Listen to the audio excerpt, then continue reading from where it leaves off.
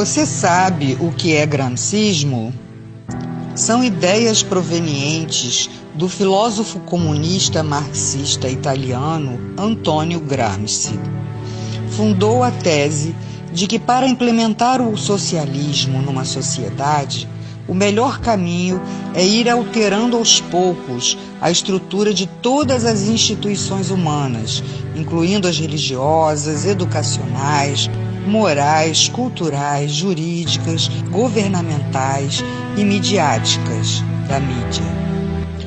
Uma sociedade culturalmente e moralmente fraca é muito mais vulnerável a presenciar revoluções de qualquer tipo.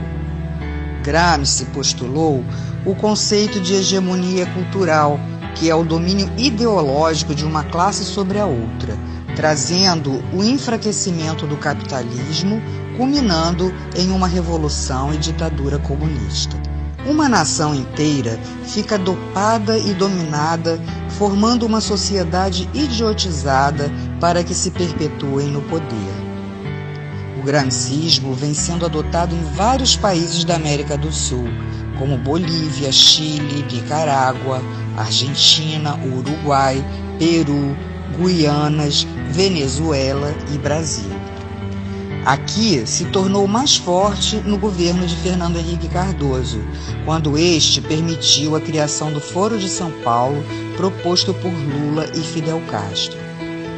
Essa doutrina está sendo inserida em doses homeopáticas na veia da sociedade, e muitos não acreditam que estejam contaminados.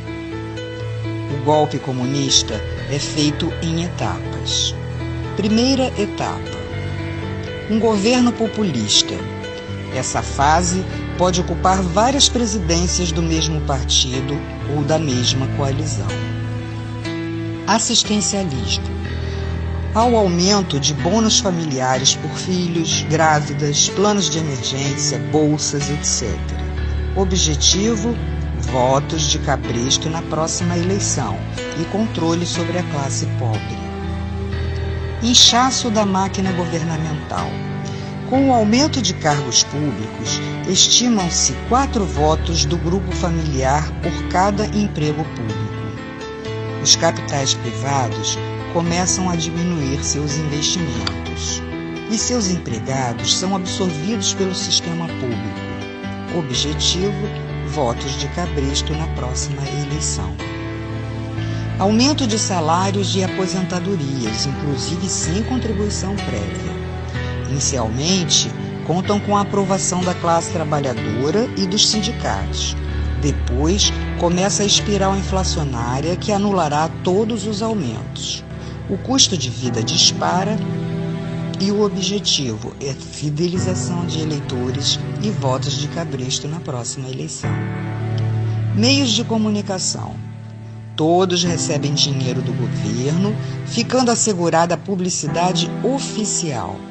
Transmitem notícias distorcidas e com visões que interessam ao sistema para manipular a massa, e depois começa a censura, impedindo totalmente o conhecimento da realidade através, inclusive, do controle da internet, que se tornará interna e restrita.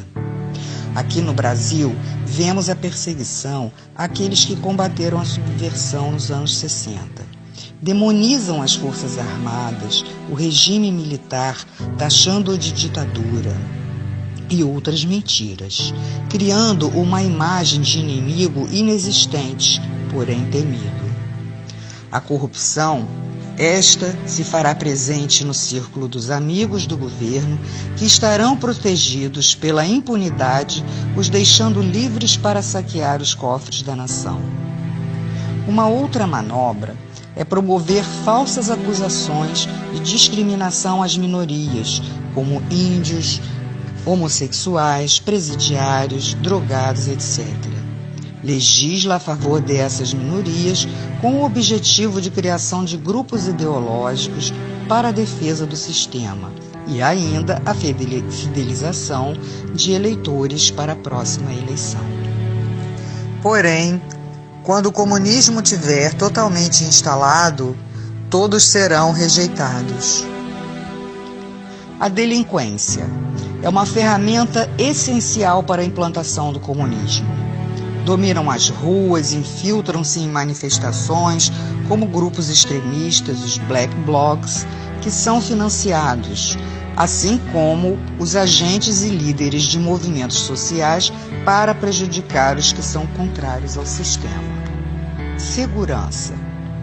Haverá um desmonte progressivo, falta de equipamentos, atraso nos salários, desmoralização por supostos atos de corrupção e violência. Leis que beneficiam os infratores e prejudicam a ação policial. E sobram autoridades para garantir direitos humanos para criminosos, em detrimento das vítimas, incentivando e acelerando a violência. Partidos. Grande fragmentação e alinhamento com a base do governo, não havendo referências, pois todos seguem a mesma cartilha. Ocupações. Promovem as ocupações de terras públicas ou privadas. Invasões incentivadas por elementos que se beneficiam com a exploração dos menos favorecidos, cobrando aluguéis.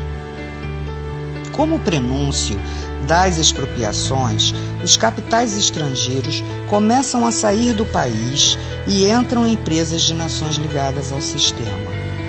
A mídia passa a perseguir os empresários nacionais, havendo quebra de muitas empresas e a estatização de outras.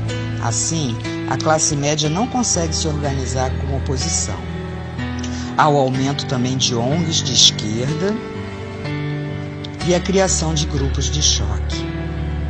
Na educação, a criação de novas universidades, diplomas à vontade, facilidades a grupos que sustentem ideologicamente o sistema e promovem ensinamentos distorcidos. A essa altura, o nível educacional é muito baixo para que se mantenha o povo na ignorância e sob controle do Estado.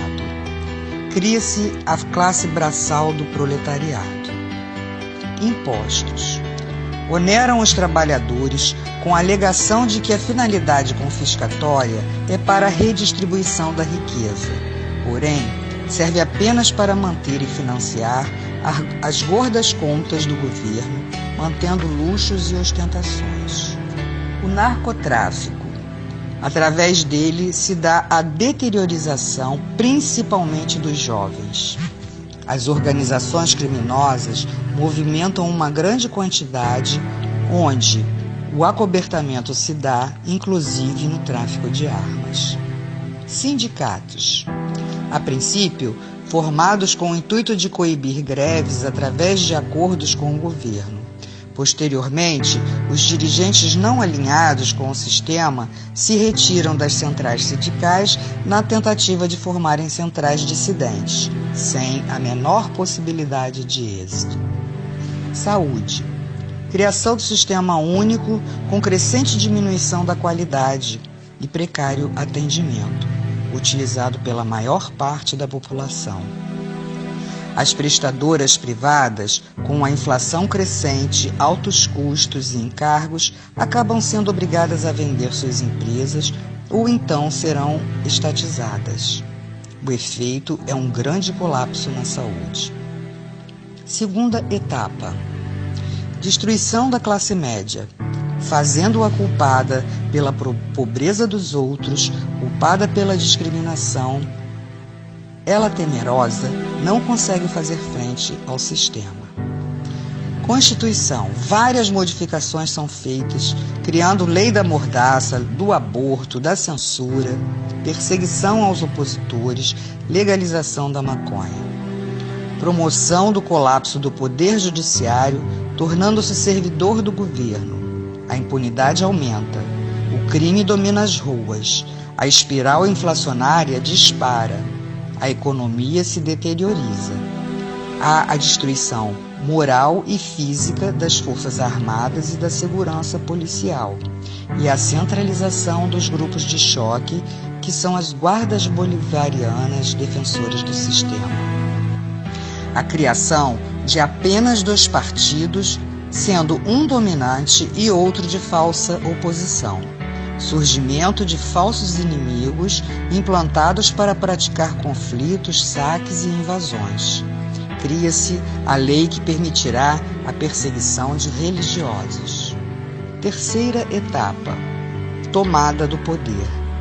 Os grupos de choque já citados estarão presentes em atos do governo ou coibindo as manifestações de oposição. Prisões por considerar crimes políticos. Serão feitas expropriações, confisco de passaportes, proibição de sair do país e novas identidades aos que estiverem de acordo com o sistema, sendo feitas avaliações e lavagens cerebrais. Racionalização de alimentos e com direitos apenas aos que tiverem a nova identidade. Severas deportações, total controle social e fim da liberdade. Portanto, as portas do inferno estarão abertas para todos serem aprisionados com correntes e cadeados nesse sistema trevoso. Se não quisermos nos tornar escravos, devemos lutar por todos nós e nossas famílias, pela nossa liberdade enquanto há tempo. Saber o que se passa é um direito de todo cidadão.